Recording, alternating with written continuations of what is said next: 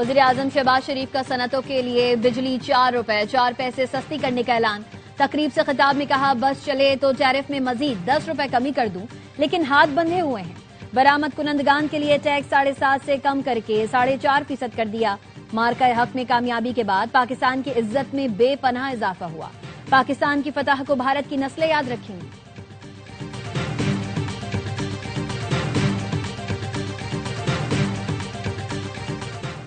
Field marshal Syed Asim Munir سے ترکیہ کے chief of general staff کی ملاقات۔ پاک ترکیہ دفاعی و عسکری تعاون کے فروغ پر تبادلہ خیال۔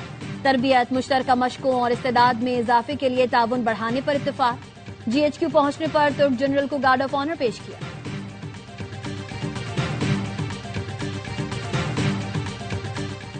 اور تیرا میں کوئی بڑا فوجی آپریشن نہیں ہو رہا، صرف آئی بی اوز ہو رہے ہیں۔ اعلیٰ سیکیورٹی عہدیدار کی کراچی میں میڈیا نمائندگان سے اہم گفتگو۔ سیکیورٹی ذرائع نے بتایا دہشت گردوں کے خلاف انٹیلیجنس معلومات پر کارروائیاں کی جا رہی ہیں۔ موجودہ موسم بھی بڑے آپریشن کے لیے کسی طور مناسب نہیں۔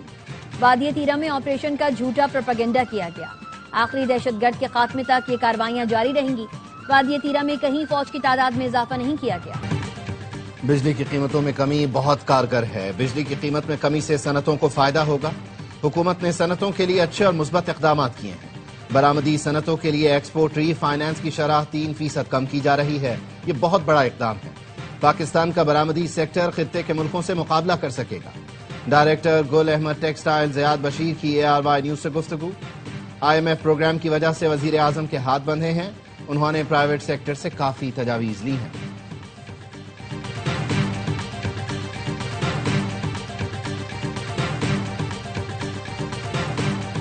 بلوچستان میں فتنہ، ہندوستان کے خلاف سیکیورٹی فورسز کی زبردست کارروائیاں، 41 دہشت گرد جہنم واسے۔ ISPR کے مطابق فتنہ خوارج کے دہشت گردوں کی موجودگی پر سیکیورٹی فورسز نے ہرنائی اور پنجگور میں انٹیلیجنس بیسڈ آپریشن کیے۔ ہرنائی میں 30 جبکہ پنجگور میں 11 خوارج ہلاک ہوئے۔ بڑی تعداد میں اسلحہ اور بارودی مواد بھی برآمد ہوا۔ صدر مملکت آصف علی زرداری، وزیر اعظم شہباز شریف اور وزیر داخلہ محسن نقوی کا سیکیورٹی فورسز کو خراج تحسین۔ صدر زرداری نے کہا پاکستان میں امن و استحکام یقینی بنانے تک کارروائیاں جاری رہیں گی۔ وزیر اعظم نے کہا قوم دہشت گردی کے خلاف اس جنگ میں پاک افواج کے ساتھ کھڑی ہے۔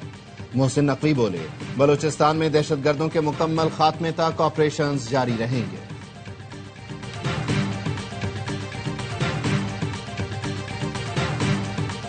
رات 3 بجے تک اڈیالہ جیل کے باہر رہے۔ بانی کی صحت سے متعلق غفلت کی گئی۔ وزیر اعلیٰ KP سہیل آفریدی کا کہنا ہے ہمارے ساتھ جھوٹ بولا جاتا ہے، یہ عوام کا اعتماد کھو چکے۔ ہم کل سے ذاتی معالجین کی بانی سے ملاقات کے لیے کوشش کر رہے ہیں۔ سلمان اکرم راجہ نے کہا بانی PTI کی صحت سے زیادہ اہم کچھ نہیں۔ اسپتال لے جانے کا معاملہ خفیہ رکھا گیا۔ 5 دن جھوٹ بولا۔ آج چیف جسٹس اور اٹارنی جنرل سے ملاقاتیں ہوئی۔ آج تمام دن کی کوششوں کے بعد تسلی بخش جواب حاصل نہیں ہوا۔ طبی رپورٹ بانی اور خاندان کو دینے کی یقین دہانی کرائی گئی۔ بانی PTI کا خاندان علاج کے بارے میں فیصلہ کرے گا۔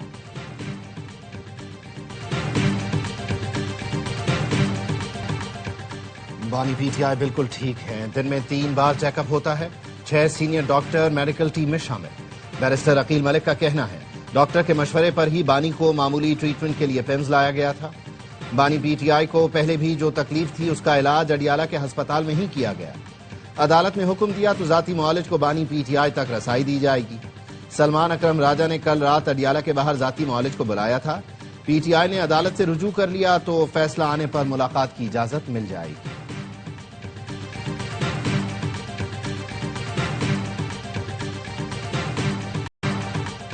PTI کے سیکریٹری انفارمیشن شیخ وقاص اکرم کی مبینہ آڈیو لیک۔ بانی سے ملاقات کے لیے دھرنے میں ارکان اسمبلی کی عدم شرکت۔ شیخ وقاص اکرم نے ملبہ وزیر اعلیٰ KP سہیل آفریدی پر ڈال دیا۔ مبینہ آڈیو میں شیخ وقاص اکرم نے کہا دھرنا نہیں دینا تھا تو 1 رات پہلے بتانا چاہیے تھا۔ اچانک کہا گیا ارکان اسمبلی فوری پہنچے، یہ کوئی مذاق ہے؟ ارکان اسمبلی کے پاس ہیلی کاپٹر نہیں، دور دراز علاقوں میں رہتے ہیں۔ دھرنا دینا تھا تو پہلے اپنے 90 MPs ساتھ لے کر جاتے۔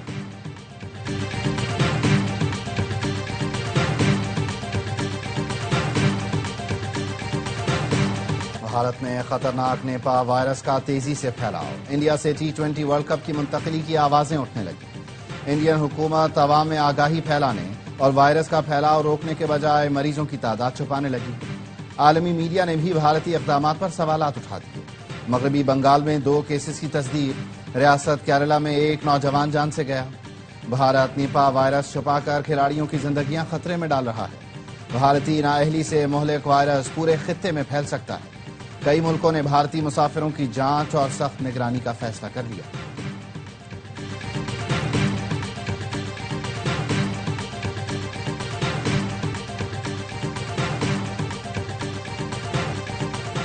چیئرمین سینٹ نے P T I senator Saifullah Abro کے خلاف نااہلی ریفرنس خارج کر دیا۔ ذرائع کا کہنا ہے ریفرنس تکنیکی وجوہات پر خارج کیا گیا۔ سیف اللہ ابرو کے خلاف ریفرنس پر پارٹی سربراہ کے بجائے پارلیمانی لیڈر نے دستخط کیے۔ ڈیفیکشن کلاز کے لیے ریفرنس کا زیر دستخطی پارٹی سربراہ کا ہونا چاہیے۔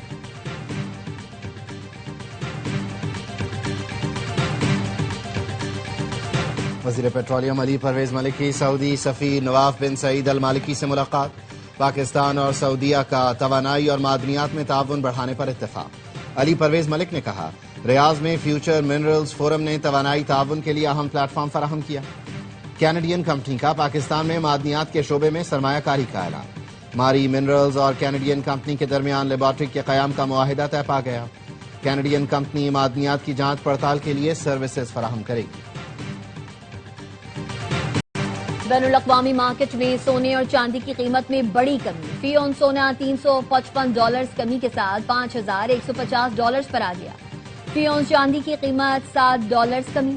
پاکستان میں فی تولہ سونا $35,000 کمی کے ساتھ $5,37,362 کا ہو گیا۔ فی تولہ چاندی $15,500 پر ٹریڈ ہو رہی ہے۔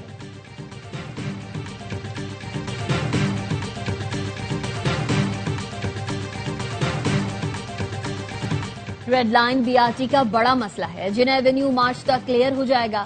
ماس ٹرانزٹ مستقبل کے لیے بہت ضروری ہے۔ سندھ کے سینئر وزیر شرجیل انعام میمن کا سندھ اسمبلی میں اظہار خیال۔ کراچی میں پرائیویٹ گاڑیوں کی تعداد بڑھنے کے سوال پر کہا، جیسے جیسے سرکاری بسز کی تعداد بڑھے گی، پرائیویٹ بسز کم ہو جائیں گے۔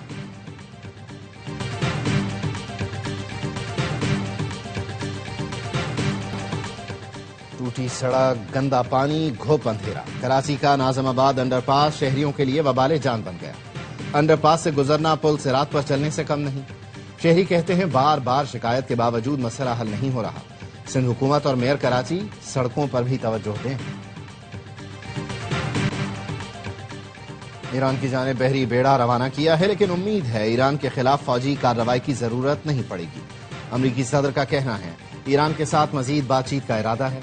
امریکی وزیر جنگ پیٹ ہیکسٹ کہتے ہیں ایران کے معاملے پر صدر ٹرمپ جو چاہیں گے پینٹاگون وہ کرنے کو تیار ہوگا۔ ایران نے حملے کی صورت میں تل ابیب کو نشانہ بنانے کی دھمکی دے دی۔ ایرانی سپریم لیڈر کے مشیر علی شمخانی کہتے ہیں ایرانی عسکری ڈھانچے میں 1000 اسٹریٹجک ڈرونز شامل ہیں۔ پاسداران انقلاب کو دہشت گرد تنظیم قرار دینے پر ایران نے یورپی یونین کو منافق قرار دیا۔ ایرانی وزیر خارجہ عباس عراقچی نے کہا یورپ آگ بھڑکا کر بڑی اسٹریٹجک غلطی کر رہا ہے، خود یورپ بھی اس آگ سے محفوظ نہیں رہے گا۔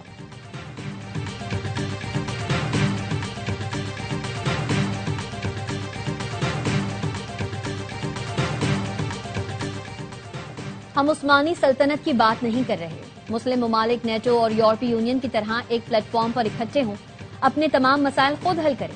ترک وزیر خارجہ خاقان فیدان کا الجزیرہ کو انٹرویو، کہا ہم مسائل حل کرنے کے لیے کسی بالادست قوت کا انتظار کریں گے تو وہ حل نہیں ہوں گے۔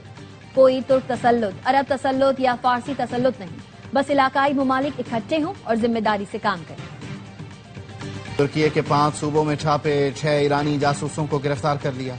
ترک میڈیا کا کہنا ہے گرفتار افراد پاسداران انقلاب کے انٹیلیجنس افسروں سے براہ راست رابطے میں تھے۔ گروہ نے ترکی کی حساس فوجی تنصیبات اور سیکیورٹی معلومات جمع کی۔ جنوبی ترکی کے صوبہ آدانہ میں واقع انجیلیک ایئر بیس کی ریکی کرنا ان کا ہدف تھا۔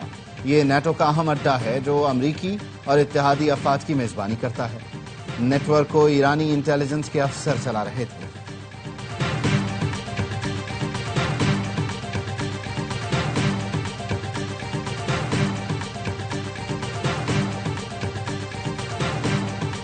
برطانیہ کے لیے چین کے ساتھ کاروبار کرنا خطرناک، کینیڈا کے لیے اور زیادہ خطرناک ہے۔ امریکی صدر نے چین کے ساتھ بڑھتے تجارتی تعلقات پر اتحادیوں کو خبردار کر دیا۔ برطانوی وزیر نے رد عمل میں کہا، امریکہ کو کیئر سٹارمر کے دورہ چین کے مقاصد کا پہلے ہی علم تھا۔ عالمی سطح پر چین کی موجودگی کو نظر انداز کرنا نقصان دہ ہو سکتا ہے۔ اپریل میں امریکی صدر خود بھی چین جا رہے ہیں۔